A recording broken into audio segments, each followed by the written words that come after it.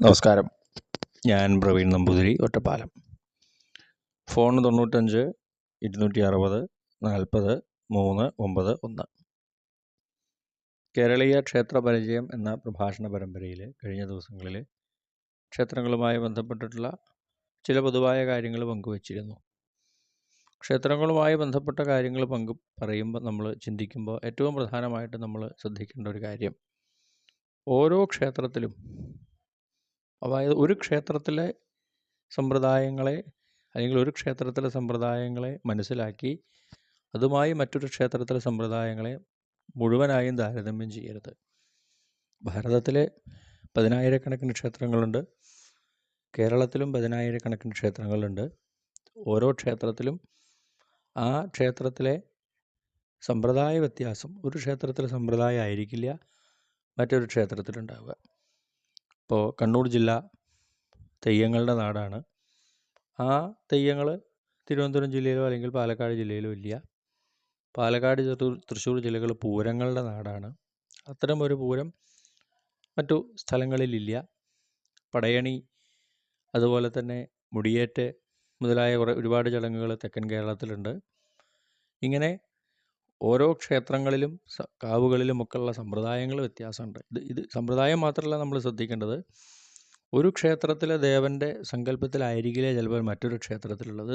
നമ്മുടെ ക്ഷേത്രങ്ങളെ സംബന്ധിച്ച്, പ്രത്യേകിച്ച് ഹൈന്ദവ ക്ഷേത്രങ്ങളെ സംബന്ധിച്ച് ഏറ്റവും പ്രധാനപ്പെട്ടൊരു കാര്യം, ഓരോ ക്ഷേത്രത്തിലും ഇരിക്കുന്ന ദേവൻ്റെ ഭാവമനുസരിച്ചിട്ട് ആ ക്ഷേത്രത്തിലെ സമ്പ്രദായങ്ങളിലും ചടങ്ങുകളിലും വ്യത്യാസം ഉണ്ടാവും എന്നുള്ളതാണ്. അപ്പം അയോധ്യ ആണല്ലോ ഇപ്പോൾ ഒരു പ്രധാന വിഷയം. അയോധ്യയിൽ ശ്രീരാമൻ്റെ ബാലരൂപത്തിലുള്ള ശ്രീരാമനെയാണ് പ്രതിഷ്ഠിക്കുന്നത്. അവിടെ ഏത് രാമനാണ്, എന്ത് രാമനാണ് എന്നൊക്കെ പലരും അന്വേഷിക്കുന്നുണ്ട്, ചിന്തിക്കുന്നുണ്ടെങ്കിൽ, അല്ലെങ്കിൽ തർക്കങ്ങളും നടക്കുന്നുണ്ടെങ്കിലും അവിടെ ശ്രീരാമൻ്റെ ബാലരൂപത്തിലുള്ള വിഗ്രഹമാണ് പ്രതിഷ്ഠിക്കുന്നത്. ബാലനാണ് അവിടെ. അതായത് ഒരു ദേവനെ നമ്മൾ ആരാധിക്കുമ്പോൾ ആ ദേവൻ്റെ അല്ലെങ്കിൽ ദേവിയുടെ അവസ്ഥയ്ക്കനുസരിച്ചാണ് പ്രതിഷ്ഠ നടക്കുന്നത്. ഇതിനൊരു ഉദാഹരണമായിട്ട് രണ്ട് കാര്യങ്ങൾ. ഒന്ന്, കേരളത്തിൽ പ്രശസ്തമായിട്ടുള്ള ഒരു 3 ക്ഷേത്രങ്ങളുമായിട്ട് അവിടുത്തെ രീതികളുമായിട്ട് താരതമ്യം ചെയ്യുക പറയാം. അതിനു മുമ്പായിട്ട് രാമായണത്തിൽ തന്നെ ഇതിന് ഉദാഹരണം പറയുന്നുണ്ട്. ശ്രീരാമനും സീതയും ലക്ഷ്മണനും അവരുടെ വനവാസ കാലത്ത് ഭരദ്വാജ മുനിയുടെ ആശ്രമം സന്ദർശിച്ചു. ഇപ്പോൾ ഭരദ്വാജ മുനി, അവർ വനവാസമാണ്. ശ്രീരാമൻ, സീതയും ലക്ഷ്മണനും വനവാസത്തിലാണ്. അച്ഛൻ്റെ ആഗ്രഹപ്രകാരം, അല്ലെങ്കിൽ അച്ഛൻ്റെ കൊടുത്ത വാക്ക് പാലിക്കാനായിട്ട് 14 കൊല്ലം കാട്ടിൽ പോയി. അപ്പോൾ ഭരദ്വാജ മുനിയുടെ ആശ്രമത്തിലെത്തിയപ്പോൾ ഭരദ്വാജ മുനി അവരെ മരത്തിൻ്റെ തോലൊക്കെ വിരിച്ചിട്ടുള്ള പായയിലൊക്കെ ഇരുത്തി അവർക്ക് പാലും പഴങ്ങളൊക്കെ ഭക്ഷിക്കാൻ കൊടുത്തു. അത് കഴിഞ്ഞ് അവരെ സന്തോഷപൂർവ്വം യാത്രയാക്കി. അത് കഴിഞ്ഞ് സീതയെ രാവണൻ തട്ടിക്കൊണ്ടുപോയി. രാവണനെ കൊന്ന് സീതയെ തിരിച്ചു കൊണ്ടുവന്നു. വനവാസകാലം കഴിഞ്ഞു. അങ്ങനെ ശ്രീരാമൻ അയോധ്യയിലെത്തി അവിടുത്തെ ചക്രവർത്തിയായിട്ട് വാഴുകയാണ്. അങ്ങനെ ശ്രീരാമൻ അയോധ്യയിലെ ചക്രവർത്തിയായിട്ട് വാഴുന്ന സമയത്ത് വീണ്ടും ഭരദ്വാജ മഹർഷിയുടെ ആശ്രമം സന്ദർശിച്ചു.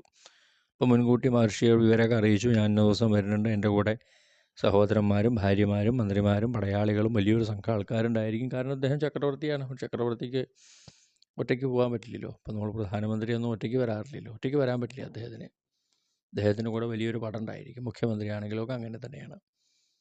അപ്പോൾ ഇവിടെ ആ അയോധ്യ ചക്രവർത്തിയായിട്ടുള്ള ശ്രീരാമൻ ഭരദ്വാജ മഹർഷിയുടെ ആശ്രമത്തിലെത്തിയപ്പോൾ അദ്ദേഹം അന്തം വിട്ടു. കാരണം ആശ്രമം ഒരു കൊട്ടാരം പോലെ അലങ്കരിച്ചിരിക്കുന്നു. ധാരാളം കൊടിതോരണങ്ങൾ, വാദ്യഘോഷങ്ങൾ, സ്വർണം കൊണ്ടുള്ള സിംഹാസനം, സ്വർണം കൊണ്ടുള്ള പാത്രങ്ങൾ, പരിചാരകർ, അല്ലെങ്കിൽ ആ ഒരു ആശ്രമത്തിനെ ഒരു വലിയ കൊട്ടാരത്തിന് തുല്യമായ രീതിയിലാണ് അവിടെ അലങ്കരിച്ചിരിക്കുന്നത്. അദ്ദേഹത്തിന് വിഭവസമൃദ്ധമായിട്ടുള്ള ഭക്ഷണം, പരിചാരകർ, സ്വർണം കൊണ്ടുള്ള പാത്രങ്ങൾ, വീശാൻ ആൾക്കാർ, അങ്ങനെ വലിയൊരു രാജകീയമായ സ്വീകരണമാണ് ചക്രവർത്തിക്ക് അവിടെ ഒരുക്കിയിരിക്കുന്നത് ഭരദ്വാജ മഹർഷി. ഇത് കണ്ടിട്ട് അത്ഭുതപ്പെട്ടൊരു ശ്രീരാമൻ ഭരദ്വാജ മഹർഷിയോട് ചോദിച്ചു, അല്ലയോ മഹർഷി, അന്ന് ഞാനും സീതയും ലക്ഷ്മണനും വന്നപ്പോൾ അങ്ങ് തന്ന സ്വീകരണമല്ലോ ഇന്ന് തരണത്, എന്താണ് വ്യത്യാസം? അതെന്തുകൊണ്ട് ഇങ്ങനെ ചിന്തിക്കുന്നു, എന്തുകൊണ്ട് ഇങ്ങനെ പ്രവർത്തിക്കുന്നു? ഒറ്റ വാക്കിൽ ഭരദ്വാജ മഹർഷി അതിന് ഉത്തരം പറഞ്ഞു, അവസ്ഥാപൂജ്യതേ രാമ. അല്ലയോ രാമ, ഒരുവൻ്റെ അവസ്ഥയെയാണ് ഞാൻ പൂജിക്കുന്നത്. നമ്മൾ പൂജിക്കപ്പെടുന്നത് ഒരുവൻ്റെ അവസ്ഥയാണ്. അന്ന് അങ്ങ് അയോധ്യയിലെ ചക്രവർത്തി ആയിരുന്നില്ല, അങ്ങ് കാട്ടുവാസിയായിരുന്നു. കാട്ടിൽ എല്ലാം ഉപേക്ഷിച്ച് ആശ്രമ ജീവിതം നയിക്കുന്ന ആ ഒരു കാവ്യക്കൂട്ടത്തിൽ ആ ഒരു ഭാവത്തിലാണ് അങ്ങും പത്നിയും ലക്ഷ്മണനും വന്നത്. അപ്പോൾ സ്വാഭാവികമായിട്ടും അങ്ങനെ തന്നെ സ്വീകരിച്ചു. അതിനനുസരിച്ചുള്ള സ്വീകരണം തന്നു. ഇന്ന് അങ്ങനെയല്ല, ഇന്ന് അങ്ങ് അയോധ്യയുടെ ചക്രവർത്തിയാണ്. അപ്പോൾ അതുകൊണ്ട് തന്നെ ഒരു ചക്രവർത്തിക്ക് വേണ്ട സ്വീകരണമാണ് ഇവിടെ തന്നിരിക്കുന്നത് എന്ന് മഹർഷി ഉത്തരം പറഞ്ഞു. ഇതാണ് നമ്മുടെ ക്ഷേത്ര സങ്കല്പത്തിൻ്റെ ഒരു കാതൽ. ക്ഷേത്രത്തിലെ അവസ്ഥയെയാണ് പൂജിക്കുന്നത്, ഓരോ ദേവൻ്റെയും അവസ്ഥയെയാണ് പൂജിക്കുന്നത്. അതുകൊണ്ട് തന്നെ ഒരു ക്ഷേത്രത്തിലുള്ള ദേവൻ്റെ ഭാവമായിരിക്കില്ല മറ്റൊരു ക്ഷേത്രം. ഒരേ ദേവൻ തന്നെ അല്ലെങ്കിൽ ഒരേ ദേവി തന്നെ വ്യത്യസ്ത ക്ഷേത്രങ്ങളിൽ പ്രതിഷ്ഠിക്കപ്പെടുന്നുണ്ട്. ഭദ്രകാളി പ്രതിഷ്ഠയുള്ള ആയിരക്കണക്കിന് കാവുകൾ കേരളത്തിലുണ്ട്. ചില കാവുകളിൽ ഗുരുതിയുണ്ട്, ചില കാവുകളിൽ ഗുരുതിയില്ല. അതുപോലെ തന്നെ നിവേദ്യ സങ്കല്പത്തിൽ അവിടുത്തെ ആചാരങ്ങളിൽ, അവിടെ അനുഷ്ഠാനങ്ങളിൽ, അവിടുത്തെ രീതികളിൽ ഒക്കെ വ്യത്യാസങ്ങളുണ്ട്. ശാസ്താവിൻ്റെ അല്ലെങ്കിൽ അയ്യപ്പസ്വാമിയുടെ വ്യത്യസ്ത ഭാവങ്ങളിലുള്ള ക്ഷേത്രങ്ങളിലുണ്ട്. ശബരിമലയിലെ ഭാവമല്ല അച്ചൻകോവിലിൽ, അച്ചൻകോവിലിലെ ഭാവമല്ല കുളത്തൂപ്പുഴയിൽ, കുളത്തൂപ്പുഴയിലെ ഭാവമല്ല ആര്യങ്കാവിൽ. അതുകൊണ്ട് തന്നെ അവിടുത്തേക്ക് അനുഷ്ഠാനങ്ങളിൽ വ്യത്യാസം ഉണ്ടായിരിക്കും. ക്ഷേത്രങ്ങളെ സംബന്ധിച്ചിട്ട് ആ ക്ഷേത്രത്തിലെ ദേവൻ ഏത് ഭാവത്തിലിരിക്കുന്നു എന്നത് വളരെ പ്രധാനപ്പെട്ടതാണ്. ഇതാണ് നമ്മൾ ഏറ്റവും പ്രധാനമായിട്ട് മനസ്സിലാക്കേണ്ടത്. അതുകൊണ്ട് തന്നെ ഒരു ക്ഷേത്രത്തിലെ ആചാരാനുഷ്ഠാനങ്ങൾ മറ്റൊരു ക്ഷേത്രത്തിലെ ആചാരാനുഷ്ഠമായിട്ട് താരതമ്യം ചെയ്യേണ്ട ആവശ്യമില്ല. ഇത് പൊതുവായ അല്ലെങ്കിൽ ഇവിടെ നമ്മൾ ഹിന്ദു മതത്തിലെ നമുക്ക് ഈശ്വരനെ ഏത് ഭാവത്തിലും ഏത് രൂപത്തിലും ഏത് സങ്കല്പത്തിലും ആരാധിക്കാനുള്ള സമ്പ്രദായങ്ങളുണ്ട്. അപ്പോൾ നമ്മൾ മറ്റുള്ള മതങ്ങളുമായിട്ട് മറ്റുള്ള മതങ്ങൾ മോശമാണെന്നല്ല അതിൻ്റെ അർത്ഥം. മറ്റുള്ള മതങ്ങളുടെ സമ്പ്രദായങ്ങളുമായിട്ട് നമ്മളതിനെ താരതമ്യം ചെയ്യരുത്. ഇത് വ്യത്യസ്തമായിട്ടുള്ള ഏത് മാർഗത്തിലൂടെയും നിങ്ങൾക്ക് ഈശ്വരനെ ആരാധിക്കാം, ഏത് ഭാവത്തിലും ആരാധിക്കാം, ഏത് രൂപത്തിലും ആരാധിക്കാം. ഇവിടെ ഭാവത്തിന് വളരെ പ്രാധാന്യമുണ്ട്. ഒരു ക്ഷേത്രത്തിലെ ഭാവമായി ഒരേ ദേവൻ തന്നെ ചിലപ്പോൾ 3ഉം 4ഉം അല്ലെങ്കിൽ പല ക്ഷേത്രത്തിലും പല ഭാവത്തിലിരിക്കുന്നുണ്ടാവും. അത് മനസ്സിലാക്കാനായിട്ട് നമുക്ക് കേരളത്തിലെ 3 ക്ഷേത്രങ്ങളുടെ